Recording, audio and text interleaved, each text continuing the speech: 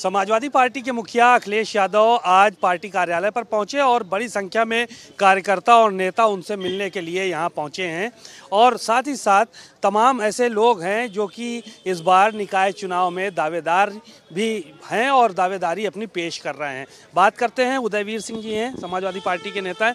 Sir, आज अखिलेश जी के पास बड़ी संख्या में लोग मिलने के लिए आए। निकाय चुनाव को लेकर दावेदारों की भी लाइन लगी रही, क्या कुछ तैयारी है आप लोगों? आप जानते हैं कि उत्तर प्रदेश में जो भी राजनीतिक हो रही है या चुनाव हो रहे हैं वो समाजवादी पार्टी और भारतीय जनता पार्टी के बीच में हो रहे हैं। सरकार अपनी सरकारी तंत्र से लड़ रही है और समाजवादी पार्टी जनता के समर्थन और उनके बीच में अपनी बात रख के लड़ रही है।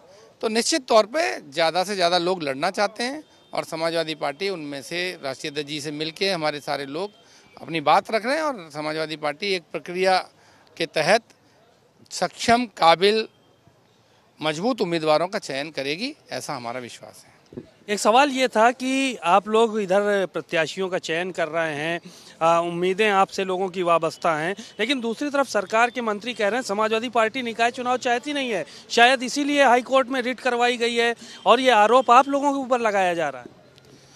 भारतीय जनता पार्टी के लोग जब सरकार में हैं तो उन्हें बताना चाहिए कि वो सरकार से क्या जनता का काम कर रहे हैं।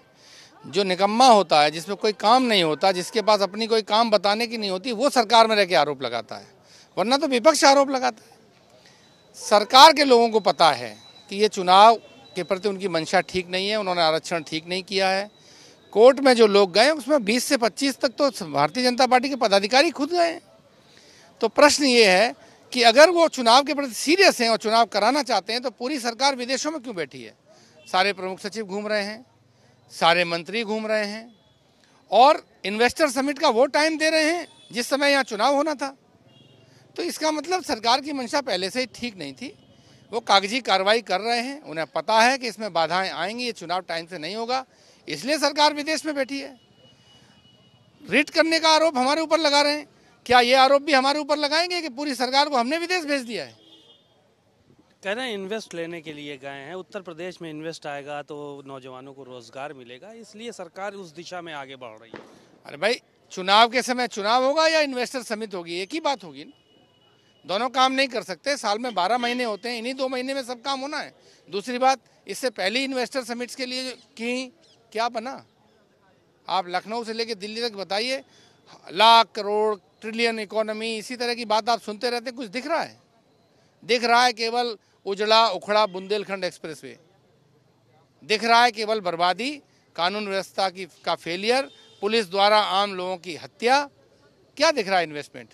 इस तरह की कानून व्यवस्था और इस तरह के खराब इंफ्रास्ट्रक्चर पर कौन आना चाहेगा यहाँ?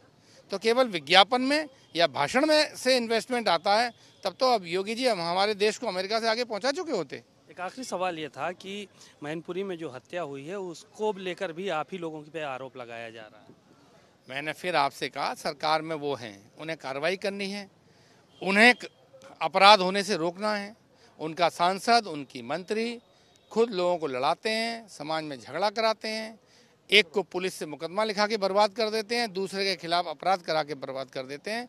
कानून व्यवस्था उनकी जिम्मेदारी है, उन्हें समाज में लड़ाई लगाने की बजाय लोगों की समस्याएं सुलझाने पर ध्यान देना चाहिए। बातचीत के लिए शुक्रिया। आपको हम तस्वीरें दिखा रहे हैं कि कितनी बड़ी संख्या में यहाँ पे लोग पहुँचे हुए हैं और अखिलेश यादव से तमाम लोग मिल के भी जो है वो निकले हुए हैं।